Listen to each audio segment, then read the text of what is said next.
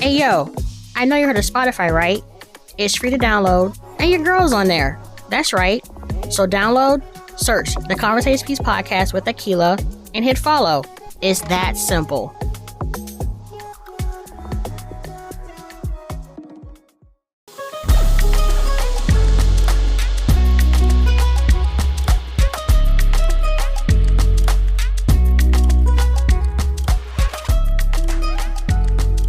Hello, and welcome back to The Conversation Piece with your host, Aquila.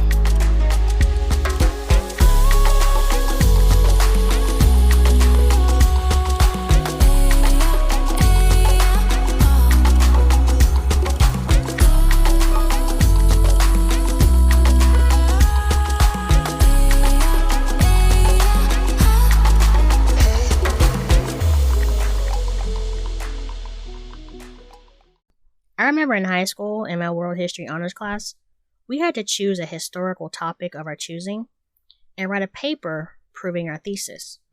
I remember the title to this day. I wrote in big black ink, one sentence. Africans voyaged across the Atlantic before Columbus. Nothing else. Just that one sentence. The teacher came around to our desk one by one and gave feedback. When she got to my desk, she read the one sentence and stared at it for, it seemed like, the longest time. So much so that I looked up at her and said, "What? What is the purpose of an empire? To expand. In order for this to happen, the following ingredients are needed: ambition, courage, vision, wisdom, and resources." The Great Mali Empire was one of the largest in the world at its peak and boasted and inhabited the city of Timbuktu, one of the greatest universities in the world that attracted intellectuals thirsting for knowledge. At the helm in the 1300s was a visionary who turned his view westward and is said to have landed in the Americas 180 years before Christopher Columbus. MANSA ABUBAKARI II. And waiting in the wings was MANSA MUSA, the richest man to have ever walked on Earth.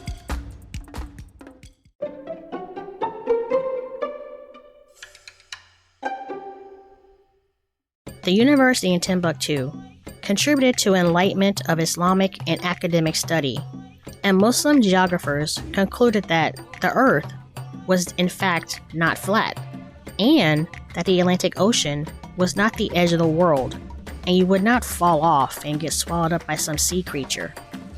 Abubakari II commissioned for the building of ships to test and hopefully fulfill his vision of westward exploration and expansion.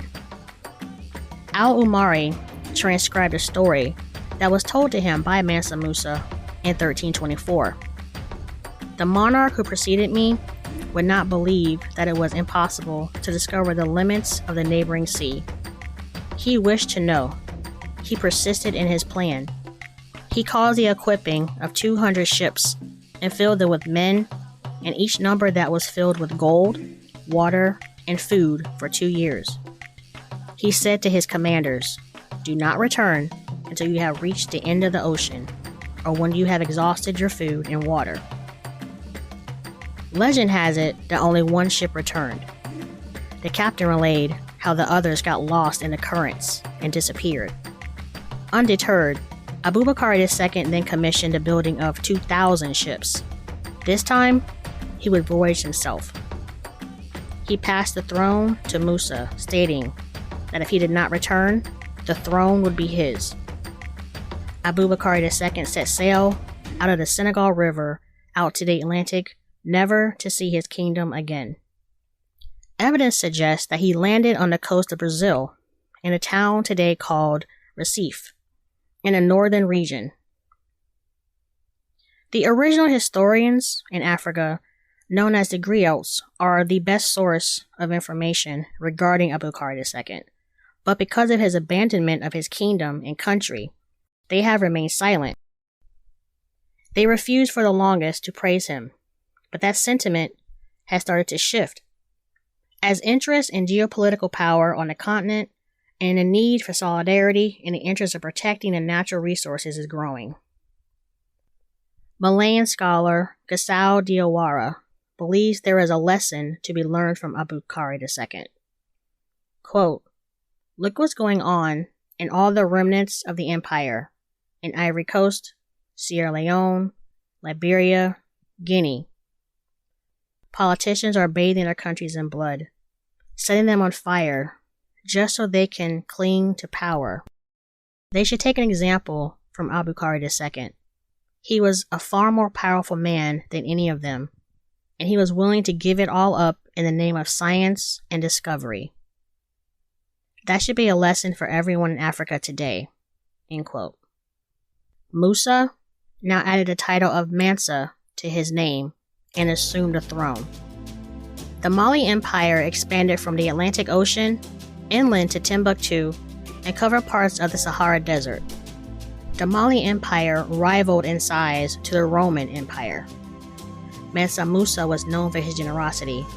A devout Muslim, in 1324, he set off to make pilgrimage in Mecca and brought along with him scores of soldiers, slaves, silk, and most importantly, gold. This of course had people talking, like Cairo's ruler Al-Malik al-Nasir, who requested to meet with Musa. Musa initially declined, but al-Nasir insisted. After a contentious exchange, the two found common ground. After all, it was hard to get to Saudi Arabia if he did not pass through Cairo. Musa was popular wherever he went, and his generosity knew no bounds. Gold at the time in Egypt was scarce, but he gave out so much of it, it actually crippled the economy and depreciated in value. An empire worth expanding also includes acquisition. He expanded within the Songhai Kingdom and Gao, which held importance as he built several mosques in the region, one of which, the Djenjerber Mosque, constructed of mud brick and wood, stood for over 500 years. His wealth and likeness were captured by Spanish cartographer Abraham Cresques in 1375 Catalan Atlas. The atlas depicts Musa sitting on a throne with a gold scepter and a crown holding a piece of gold.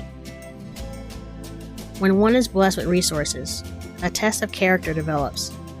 Musa's wealth was immeasurable by today's standards, but Musa, by all accounts, was a practicing and devout Muslim, and charity is one of the pillars of faith in Islam. If you recognize you are blessed with resources from the Creator and give willingly, without any compulsion or expectation of receiving gifts in return, then more blessings return to you, and from directions you don't see coming. The formula is simple, and the universe has functioned like this since the beginning. You get back what you give out. So, when history professors and analysts try and quantify how much wealth Mansa Musa had, it is immeasurable.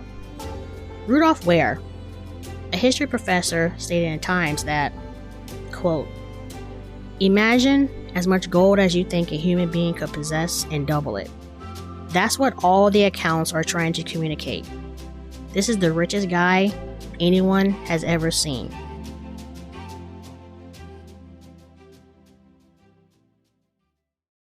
And this is why the colonies came, to stabilize the land, because the dark continent had copper and gold, and the discoverers had themselves a plan. They would discover all the places with promise. You didn't need no titles and deeds.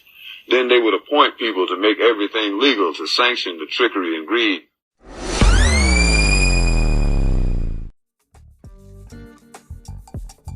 Psst. Psst, psst. What do Spotify, Google Podcast, iHeartRadio, RadioPublic.com, and Pocket Cast all have in common? Me, the Conversation Piece podcast with Aquila. So go ahead and hit that notification button. Go ahead. I'll wait. All right, back to the show.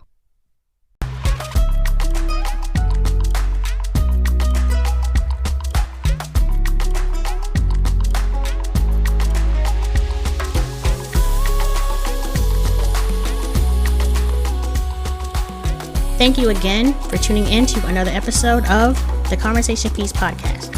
I am your humble host, Akila, requesting that you join me again. So, until then, be safe, love, and value yourself so that you can love and value others. I bid you adieu with the greeting, Assalamu alaikum, peace be with you.